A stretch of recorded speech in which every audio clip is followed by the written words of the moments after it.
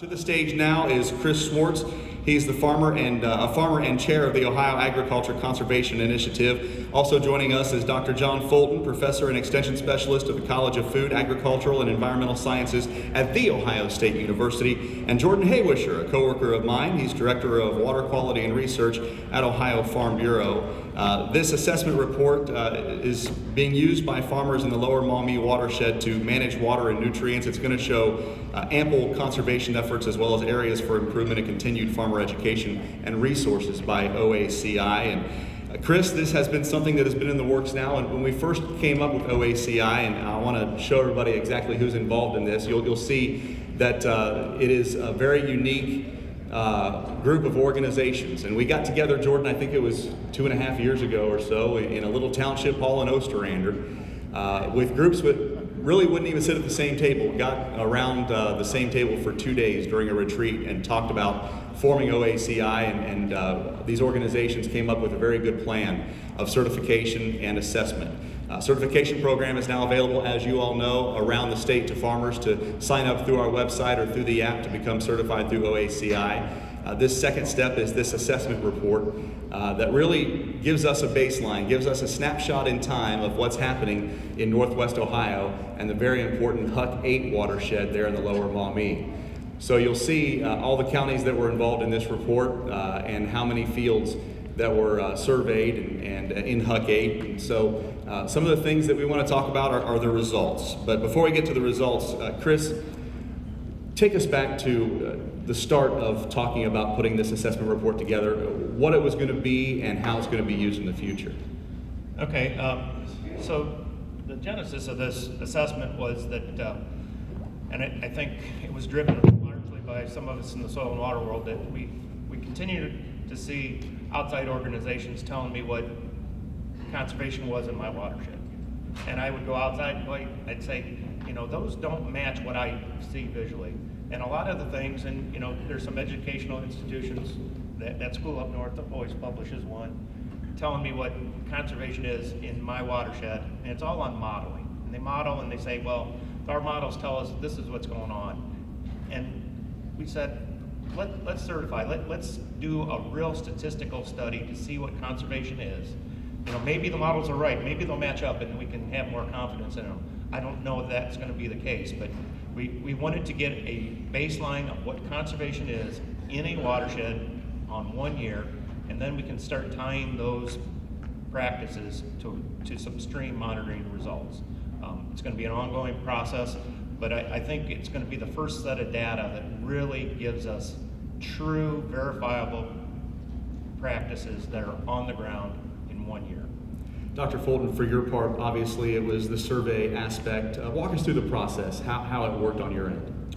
Yeah, so once we met, and to Kris's point, we kind of decided we're going to sample it to Huck 8. Just for everyone's knowledge today, this is one of the Huck 8 watersheds within the larger watershed, and from that, we worked with Iowa State Statistical Center and Ohio State, some of the faculty there, to come up with a statistical sampling approach to sample all the fields. And I want to highlight to everyone, this does represent all fields were available in these watersheds. These weren't ones just enrolled, but we really wanted to highlight here what was voluntarily being done out in the watershed as well in these fields. So from that, for everyone, we basically threw all fields that were 20 acres or larger in these within the watershed basically in a box, and then randomly selected fields. And using Iowa State, we got to a number that basically gives us pretty high confidence to describe what farmers are doing within this watershed. And so this report really reflects what farmers are doing within this Huck 8 watershed, and brings some statistical confidence that that's reality. Jordan, one of the most important parts of a survey are the questions. How did we go about formulating those, and what did they entail? Kris was a big part of it, but we got everyone together from industry, environmentals, conservation, and then just kind of threw everything against the wall. We probably had 50, 60, 70 questions and whittled it down to about half of that. and then just tried to, keep talking about what's logical, what are good questions and answers. And then the soil and water folks that worked on the early parts of it know that we still didn't get it completely right, and they had to say, hey, why didn't you put this answer here or this thing here? So we really got a lot of help at the finish line from the soil and water folks to tell us, hey, you guys, probably think you're pretty smart, but there's a lot of things that you still miss. So we appreciate that, but there was a lot of effort through all channels to get those questions finalized.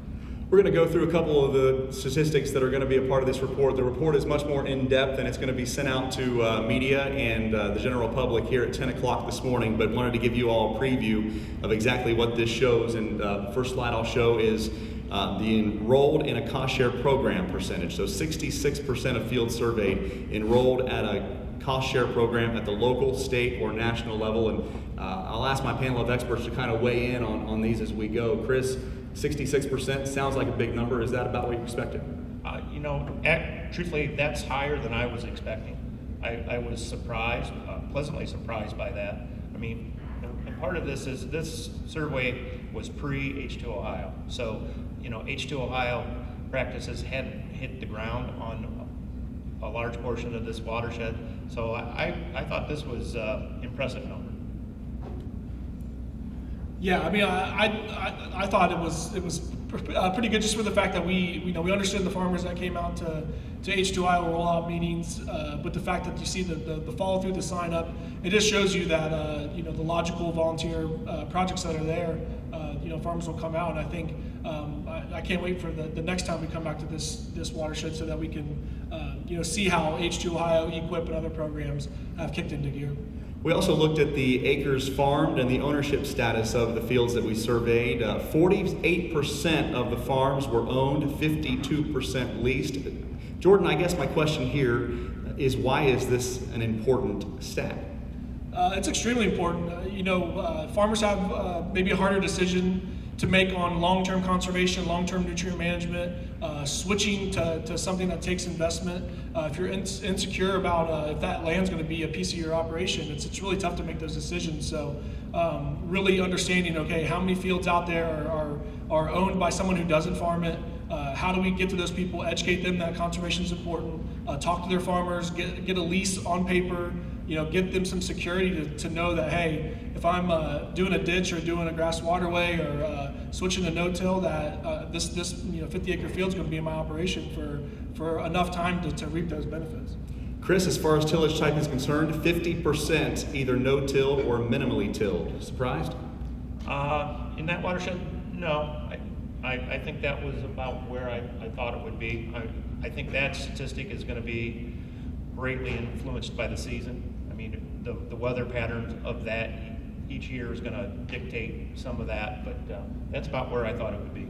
Well, we were on the tails of 19, right? Yeah. So that may have some influence as well.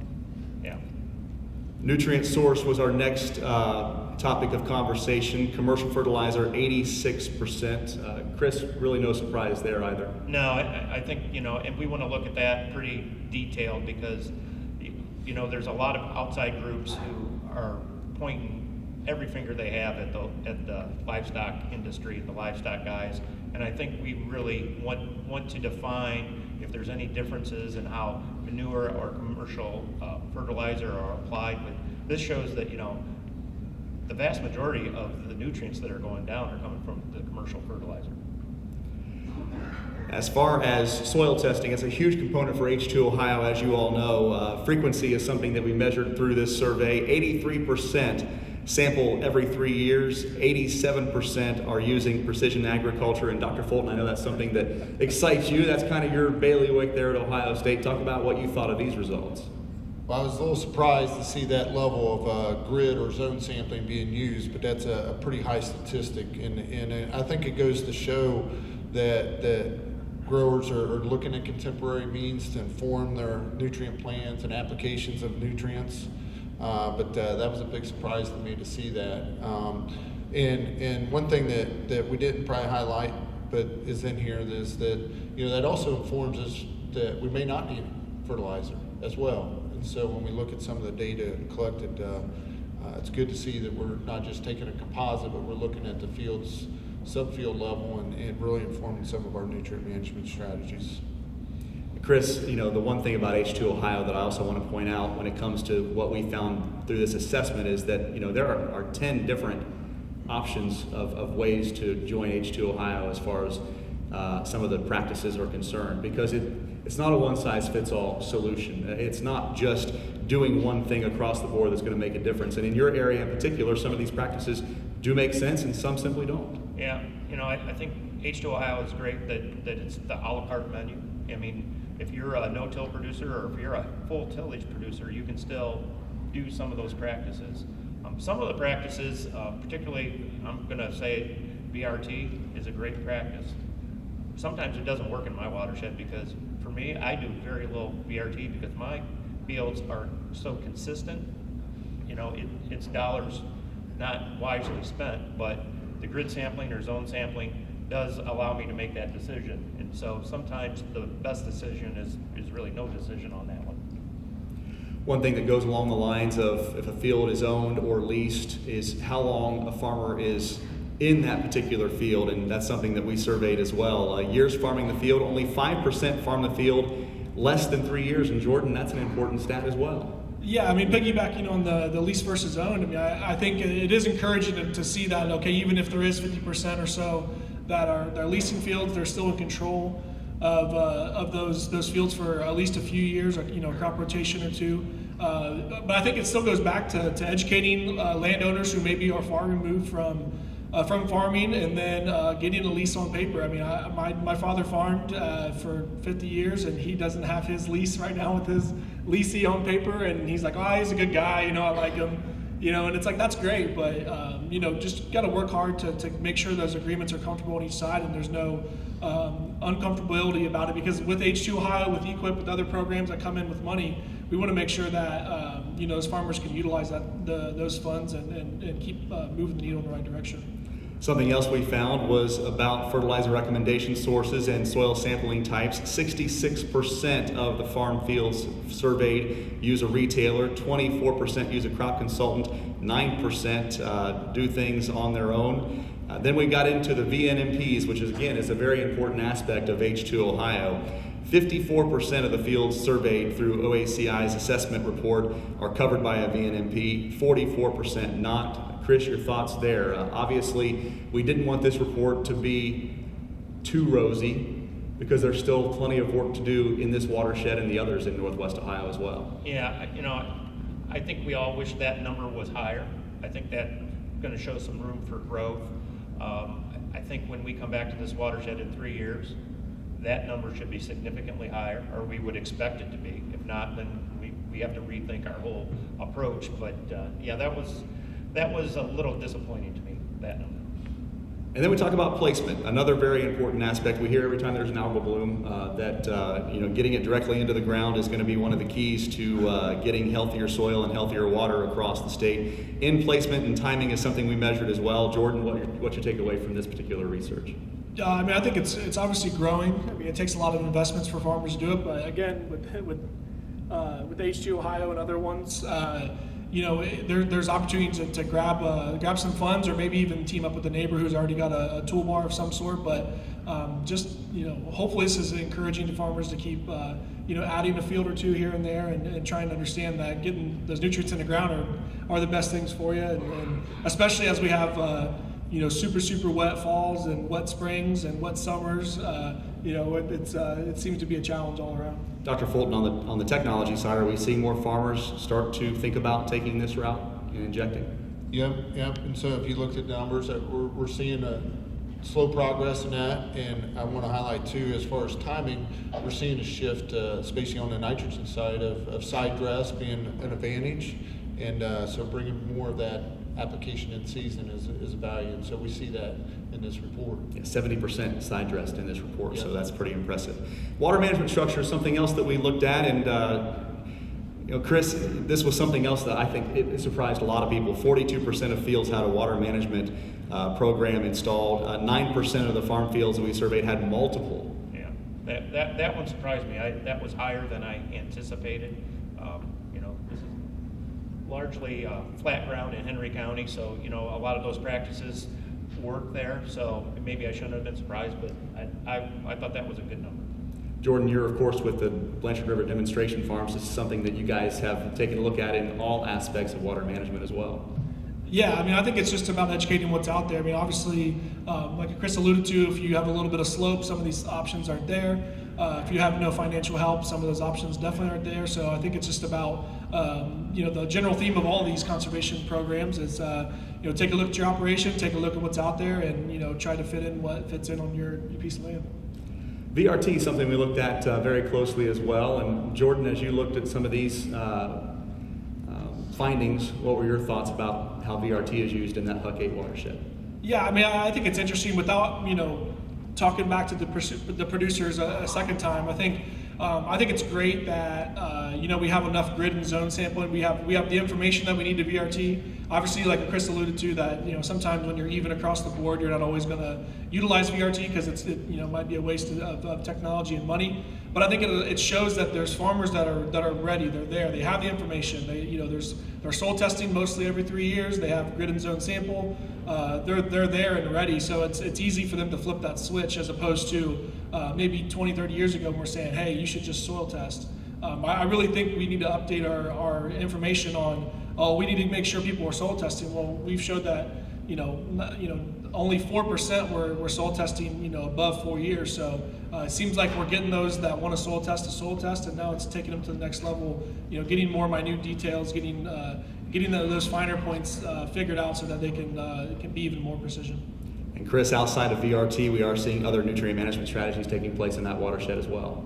Yeah, we are. I think we're going to see growth. Obviously, I would think in this watershed we're going to see tremendous growth with the H2 Ohio program being across so many acres on there.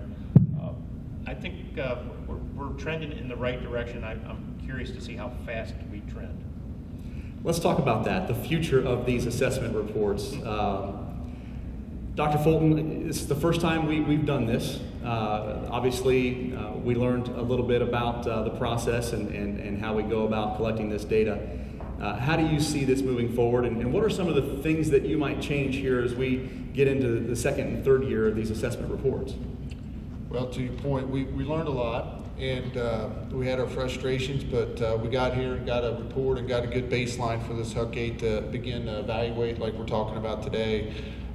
The future is that we'll continue to look into some other Huck 8s, as Kris alluded to, starting with this year. 2 more is on the agenda, and then ultimately coming back to some of these in the future years to kind of look at these trends that Kris was talking about. And so that's exciting to kind of see. We'll give in this particular one, we'll really see how H2 Ohio continues to grow and what kind of influence it has. And this is the kind of data that really gives us a kind of the output of what happened in terms of adoption and what's being happened on the conservation level in these watersheds. Kris, there's an aspect of this as well. There'll be a white paper coming out later on this week that gives a more public-facing. There are a lot of people here that know all the jargon and know all the lingo. There are a lot of people here and at the State House in Columbus that are still learning as we go and finding out the importance of what we're trying to do at OACI and with H2 Ohio. Where do you see that conversation going as far as how we use this report for public knowledge and for policymakers as well? Yeah, so developing this report, I think it's been through many iterations. And I think, I would look at it and say, it's great. And then it would come back and it would have all kinds of explanations in it and terms, defining terms. And I guess we have to look at it and not how I look at it or Jeff Dooley looks at it as a farmer. We're trying to educate our legislators, mainly in the outside public. So sometimes if you look at this paper and say, duh, why are they telling me this? Well, you guys know what's going on. You understand the practices. The people we're trying to reach and the people that we want to really grab hold of this don't know a lot about conservation. For us that are more in tune to what's going on, there's a lot more details in there that we kind of thinned this down quite a bit, but we have a lot more details that are probably way more interesting to us in the conservation world that we can dig into. And I'm excited to see how this report goes. Our next, this year we're going to do the Sandusky and the Upper Scioto. It's going to be interesting because the Sandusky is, that's the new 10 in H2 Ohio, so we're going to get them before they really get their feet going. We're going to do the Upper Scioto, which is out of the watershed. We think we're going to see some differences in cultural practices between in and outside the watershed. We think maybe that's not true, but I think we're pretty excited about the future. And I think the good thing about this is that, this is all funded by the OACI group. The commodity groups put in money. This is all funded. This isn't anything that, we're not getting any federal grants or federal money. It's your organizations and our environmental partners are putting all the money in to do this. So our capacity now is to do 2 watersheds a year. We've been asked, can we do all the watersheds? No, we can't. John Fulton would, he would not do that. And our theory now is we have our set that we're gonna do. We're gonna repeat every watershed every 3 years. We're only gonna do watersheds that are totally inside the state of Ohio. If it applies partially out, in Indiana or Michigan, we're not gonna do them because we don't control the whole watershed. So I think we have a good plan going ahead. We need soil and water districts to really participate, and Henry County, they rocked it, getting the surveys done, and we need the other counties that we're going to reach out to this next year to do the same thing. Jordan, before we wrap up, one of the most important aspects of this report is showing that there is still work to be done. That's why we had Ohio State do this research. Didn't want this to be sugar-coated. We wanted to realize that there is still some meat on the bone, quite a bit, for water quality and nutrient management in Northwest Ohio. What are your takeaways as far as the things that we can see improvement in over the next 3-5 years? Yeah, I think there's a number of things, but I think for this group, I think the use for this report is the toolbox for you guys. If you're local, state, federal, if you're extension, if you're putting programs together, use this as a playbook to look at which parts may need to be highlighted. Like maybe soil testing and how to soil test is maybe on the back burner. Maybe it's how to jump to VRT. Maybe it's incorporation. Maybe it's just revolving around the H2 Ohio programs that are out there. But I think use this as a pretty secure roadmap for how to do things in your county. Other surveys, other things have been great. Ohio State does a lot of good stuff, but we have like a 90-some% return rate to participate in this. So that's a pretty secure thought of we got to every farmer that we wanted to get to, and this is a good representative of the watershed. So I think still hammering on precision. Those are the biggest improvements. Just keep drilling down on more minute information and understanding that if Tri-State says a certain thing, and if the person making your VNMP says a certain thing, then that's probably the direction to go to. Just don't say, well, I need to go above 100, I need to go above this because that's what Grandpa did. I think it's just keep putting yourself out there and seeing what's good, and for you guys specifically who are creating programs, use it to your benefit. Jordan Hoewischer with Ohio Farm Bureau, Dr. John Fulton with The Ohio State University, and Kris Swartz. He is chairman of the Ohio Agriculture Conservation Initiative. Let's give our panel a round of applause this morning for their hard work. Took a lot of hours and a lot of time to put this together. And you can see the report in its entirety online now at ohioaci.org. ohioaci.org. It breaks it down, and of course that white paper will be out later on this week. Thank you all again very much. Enjoy the rest of your day.